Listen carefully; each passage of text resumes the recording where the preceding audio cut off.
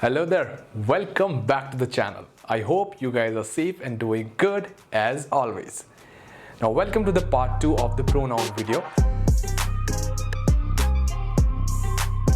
And with this one, we're going to move on with the sixth type of pronoun, which is the intensive pronouns. Now, intensive pronouns, they are very similar to the reflexive pronouns. Like, कोई drastic change ही नहीं होता दोनों में. Intensive और reflexive बहुत same है क्योंकि basically उनमें वही है कि सेल्फ और सेल्व्स ऐड करके जो वर्ड्स हमें मिलते हैं वही प्रोनाउंस है. हालांकि यहाँ पे डिफरेंस क्या आता है, intensive pronouns they add emphasis. Okay, intensive pronouns का काम यही है कि वो एम्फेसिस ऐड कर रहे हैं किसी भी सेंटेंस के अंदर. ये वो प्रोनाउंस है जो आपकी हेल्प करते हैं कि कुछ स्ट्रॉन्ग इमोशंस जो आपको दिखाने हैं. For example, emotions of shock, emotions of pride, emotion of disbelief, या कोई भी और स्ट्रॉन्ग इमोशन है. गर्व का जो मैंने बात करी, कोई आपको शॉक लगा, कोई झटका लगता है किसी चीज़ को लेकर, या किसी चीज़ पे आपकी नामंजूरी होती है, आप किसी चीज़ में बिलीव नहीं करते. इस तरह के इमोशंस को दिखाने में हेल्प करते हैं intensive pronouns. Now, intensive pronouns को थोड़ा ध्यान से समझना. क्यों? क्योंकि ये जो मैं एम्फेसिस की बात कर रहा हूँ, मैं कह रहा हूँ ना कि ये जो जोर डालते हैं चीज़ों पे, ये जो एम्फेसिस है ये हर बार बहुत ऑब्वियस नहीं होता है. ऐसा नहीं है कि आपको देखते ही समझ में आ जाएगा कि हाँ यहाँ पे एम्फेसिस है. लेकिन इसकी भी एक बहुत सिंपल ट्रिक है जो मैं आपको बता देता हूँ. So the very obvious trick of identifying N intensive pronoun is this, that if you can remove that pronoun from a sentence and it loses its emphasis but retains its meaning. यानी हम क्या कह रहे हैं, कोई भी sentence में से अगर आप वो प्रोनाउन को हटा दो, है ना, और वो सेंटेंस पे जो एम्फेसिस, जो जोर पड़ रहा था, वो खत्म हो जाए, लेकिन उस सेंटेंस का मीनिंग अभी भी सेम ही रहे, वो होते हैं इंटेंसिव प्रोनाउन. बहुत सिंपल ट्रिक है. प्रोनाउन हटाओ, एम्फेसिस भी चला जाए, लेकिन मीनिंग सेम रहे. एग्जाम्पल से समझ लेते हैं इसको, ज़्यादा बेहतर रहेगा. I build this house. एक तो ये सेंटेंस हुआ. एक हुआ I build this house my self. ठीक है, अब यहाँ देखो, माई सेल्फ प्रोनाउन है. अगर मैं यहाँ माई सेल्फ को हटा देता हूँ, एम्फेसिस चला गया. ठीक है, अभी एम्फेसिस क्या पड़ रहा था कि अगले बंदे ने, जिसने भी घर बनाया, उसने किसी की मदद नहीं ली, तो ये उसके लिए गर्व की बात थी कि उसने खुद से काम करा. ठीक है, तो एम्फेसिस मिल गया. लेकिन जैसे ही मैंने इसको माई सेल्फ को हटा दिया, तो I build this house, emphasis चला गया, कोई जोर नहीं पड़ रहा सेंटेंस में, लेकिन मीनिंग अभी भी वही है, मैंने ही ये घर बनाया. एक और ले लेते हैं example, I told them I could do it. एक तो सेंटेंस ये हुआ. दूसरा हुआ I told them I could do it my self. ठीक है, तो ये प्राइड वाली बात आ जाती है यहाँ पे कि मैंने उनको कहा था कि ये चीज़ मैं खुद से कर सकता हूँ. ये, और दूसरा सेंटेंस, पहला सेंटेंस हमारा था कि ये चीज़ मैं कर सकता हूँ. एम्फेसिस चला गया पूरा ही, जैसे हमने माई सेल्फ हटाया. ठीक है, और मीनिंग सेंटेंस का अभी भी वही रहा. तो ये होते हैं इंटेंसिव प्रोनाउंस. थोड़ा सा ट्रिकी है समझने में, मानता हूँ, लेकिन इसकी ट्रिक इनको आइडेंटिफाई करने की बहुत ही सिंपल है, और जो मैं उम्मीद करता हूँ आपको समझ में आ गई होगी. At number 7 we have possessive pronouns. Now possessive pronouns, as the name suggests, they show possession. यानी ये वो प्रोनाउंस होते हैं जो बताते हैं किसी भी चीज़ पे, किसी भी इंसान का, किसी का भी अधिकार होना, possession होना, उनके अंडर होना. तो ये कौन से प्रोनाउन हो सकते हैं? Mine, my, your, yours, ours, her, his, hers. इसके एग्जाम्पल क्या हो सकते हैं? This bike is mine. Okay, या your house is always so warm and cosy. और आप में से जितने रोमांटिक लोग हैं उनके लिए, she forgot her jacket so I gave her mine. तो अब लग गया आपको आइडिया. तो ये होते हैं पॉजेसिव प्रोनाउंस, बहुत simple. At number 8 we have interrogative pronouns. Interrogative pronouns are the ones that are used while questioning something. ठीक है, अगर आप किसी से कोई सवाल पूछ रहे हैं प्रोनाउंस के थ्रू, वो हो गए आपके interrogative pronouns. Who, what, which, whom, whose. ठीक है, अब ये कहाँ हमने अभी डिस्कस किए थे पिछले वीडियो में. हमने किस चीज़ में थे ये? रिलेटिव प्रोनाउंस में. क्यों आए दोनों में? कॉन्टेक्स्ट. मैंने आपको पहले बताया, समझना ज़रूरी है कि कॉन्टेक्स्ट क्या है. ठीक है, अब इसमें तो बहुत सिंपल एग्जाम्पल है. Whose jacket is this? Which movie do you want to watch tonight? What is your name? तो बहुत सिंपल है इंटरोगेटिव प्रोनाउंस जहाँ पे क्वेश्चंस पूछे जा रहे हैं प्रोनाउंस के थ्रू। At number 9 we have reciprocal pronouns. Now reciprocal pronouns are the ones that refer to one or more persons in a sentence who are all the subject. Okay? यानी ये वो प्रोनाउंस हैं जो एक या एक से ज्यादा लोगों की बात करते हैं एक सेंटेंस में, जो कि सब के सब सब्जेक्ट हैं।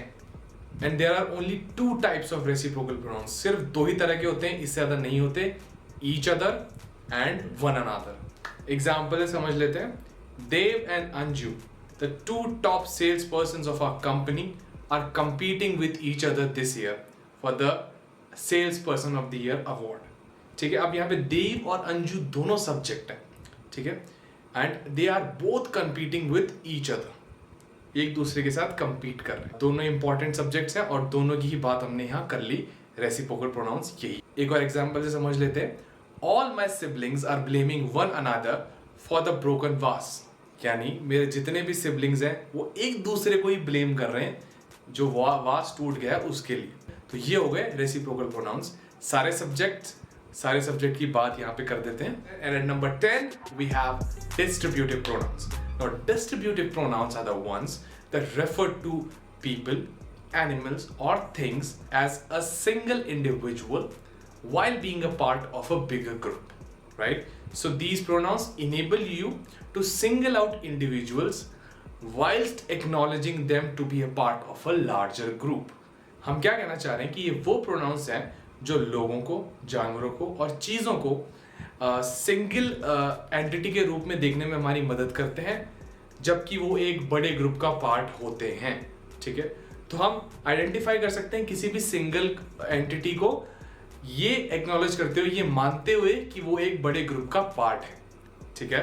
अब इसमें किस तरह के प्रोनाउंस आते हैं? Either, neither, none, any. Example से समझ लेते हैं। All of my friends entered the contest but none of them won. यानी मेरे सारे दोस्त कॉन्टेस्ट में उन सब ने पार्टिसिपेट किया, लेकिन उनमें से कोई भी नहीं जीता, ठीक है? तो नन यानी हम स्पेसिफिक पे चले गए, कोई भी एक भी नहीं जीता, नन। और ऑल ऑफ माई फ्रेंड्स की बात हो गई तो all of my friends group, none एक स्पेसिफिक। एक और एग्जांपल ले लेते हैं। Cookies and muffins are available for dessert, neither is appealing to me. यानी कुकीज और मफिन्स अवेलेबल है डिनर के लिए, लेकिन उनमें से कुछ भी मुझे सूट नहीं कर रहा, मुझे अच्छा नहीं लग रहा, ठीक है? तो ग्रुप में से नाइदर ने क्या करा, एक स्पेसिफिक की बात कर ली, ठीक है? तो ये आ गए हमारे distributive pronounce. So as promised earlier guys, I'm going to give you a bonus 11th type of pronoun, which is gender neutral or gender inclusive pronouns. Now gender neutral pronouns are the ones that do not signify or do not identify whether the subject of a sentence is a male or a female. यानी ये वो pronounce हैं जो हम use करते हैं sentence में जब हमें ये नहीं बताना हो कि जो सब्जेक्ट है वो मेल है या फीमेल है। अब ये जो टाइप ऑफ प्रोनाउन है ये जेंडर इंक्लूसिव बेसिकली एक टाइप ऑफ अ लैंग्वेज है नहीं, जिसे अभी अभी रिसेंटली काफ़ी प्रचलन में लिया जा रहा है। क्यों, इसके पीछे रीज़न है वो भी मैं आपको बता दूं। तो सबसे पहले जब मैं इंग्लिश लैंग्वेज की बात कर रहा हूँ तो जो प्रोनाउन है ही बहुत ज़्यादा यूज़ करना जाने लगा है, इतना ज़्यादा कि एक ऑटोमेटिक फिलर वर्ड बन चुका है, जो कि हम जाने अनजाने इतना ज़्यादा यूज़ कर लेते हैं कि हम भूल जाते हैं कि हम किस जेंडर की बात कर रहे हैं। तो जब हम जेंडर न्यूट्रल प्रोनाउंस को यूज़ करते हैं तो हम ये इंश्योर कर लेते हैं, हम ये पक्का कर लेते हैं कि हम किसी भी जेंडर के लिए बायस नहीं हो रहे, हम उन्हें छोड़ नहीं रहे हैं। दूसरी इंपॉर्टेंट बात, ही और शी जो हमारे इंग्लिश लैंग्वेज में हम यूज़ करते हैं, यही 2 प्रोनाउंस हम यूज़ करते हैं मेल और फीमेल को बताने के लिए, ठीक है? और कोई भी जेंडर को बताने के लिए। अब सिर्फ ही और शी का होना थोड़ा हर्टफुल हो जाता है उन जेंडर कैटेगरीज के लिए जो ही और शी में काउंट नहीं होते। For example transgenders, LGBTQ community जो हमारी होती है, तो वो लोग इसके अंदर हम ही और शी से उनको आइडेंटिफाई नहीं कर पाते, उनके लिए थोड़ा हर्टफुल हो जाता है। इसीलिए हम जेंडर न्यूट्रल प्रोनाउंस का यूज़ करते हैं। कौन से होते हैं वो भी मैं अभी आपको बताता हूँ। एंड अल्टीमेटली आप किसी के जेंडर के लिए गलत या फिर हर्टफुल एक्सप्रेशंस को यूज़ नहीं करना चाहोगे कि जस्ट बिकॉज कोई फेमिनिन है या कोई मैस्कुलिन है, इसका मतलब ये नहीं है कि वो विमेन ही हो या वो मैन ही हो, ठीक है। और आप उस टाइम में अगर आप ही और शी और इस तरह के जो प्रोनाउंस आप यूज़ करते हैं तो वो हर्टफुल हो सकता है उनके लिए। तो इसीलिए जेंडर न्यूट्रल लैंग्वेज इतनी ज़्यादा प्रचलन में अब आ रही है। इसमें हम जेंडर न्यूट्रल वर्ड्स का यूज़ करते हैं जिसके अंदर हम हर तरह के जेंडर को इंक्लूड कर पाएंगे। जैसे ही और शी के लिए आजकल हम जाई, सई, एई एंड तेई, हिम और हर के लिए जिम, से, विर, तिर। तो ये इस तरह के प्रोनाउंस है जो हम रिसेंटली जेंडर न्यूट्रल प्रोनाउंस में यूज़ कर रहे हैं। बाकी मैं जो बाकी प्रोनाउंस है वो मैं आपको स्क्रीन पे दिखा देता हूँ। और टिपिकली क्या होगा कि आप इन जेंडर न्यूट्रल प्रोनाउंस को यूज़ नहीं करोगे, थोड़े बहुत कॉम्प्लिकेटेड भी हैं, नए भी हैं, समझने में दिक्कत होती है। तो हम उन प्रोनाउंस को यूज़ करेंगे जो जिन्हें हम ऑलरेडी जानते हैं और वो ऑलरेडी ही जेंडर बायस्ड नहीं है। दे, देम, देयर, एवरीवन। इसमें क्या हो रहा है, आप जेंडर स्पेसिफिक नहीं जा रहे, आप हर तरह के जेंडर को इंक्लूड कर रहे हो, तो ये किसी के लिए हर्टफुल नहीं बनता है। और अगर आप कंफ्यूज हैं कि किसी के लिए आपको हिम या हर यूज़ करना है, क्या यूज़ करना है, अगर आपको समझ नहीं आ रहा, it is always good to go by their name. हमेशा उनके नाम को इस्तेमाल करिए। जेंडर न्यूट्रल लैंग्वेज यही है और इसी के अंडर आ गए हैं जेंडर न्यूट्रल प्रोनाउन जो मैंने आपको समझा दिए। तो प्रेफरेबली नाम यूज़ करिए, नहीं तो जो आप ऑलरेडी जानते हैं प्रोनाउंस जो मैंने आपको बताया, दे, देम एंड ये वाले जितने भी हैं, ये नए प्रोनाउंस हैं। इनको आप, जो मैंने आपको पहले बता चुका हूँ, ये नए प्रोनाउंस हैं, इनको आप चाहो तो यूज़ करो। जनरली अभी कोई यूज़ कर नहीं रहा है डेली बोलचाल में, तो एटलीस्ट तो इनको जानना ही अभी के लिए बेहतर है, धीरे धीरे प्रैक्टिस में आ जाए। So these were the gender neutral pronouns and that concludes the part 2 of the pronoun video series, guys. I hope it served the purpose of educating and entertaining you. If that's the case, then do consider giving a like to the channel, subscribe to the channel please if you can, and share the video with someone whom you think would be benefited from it. With that, I conclude the video for you all. Thank you for staying till the end. Thank you for listening to me. Till we meet again, stay safe, take care, and I'll see you in the next one. Bye bye. Cheers.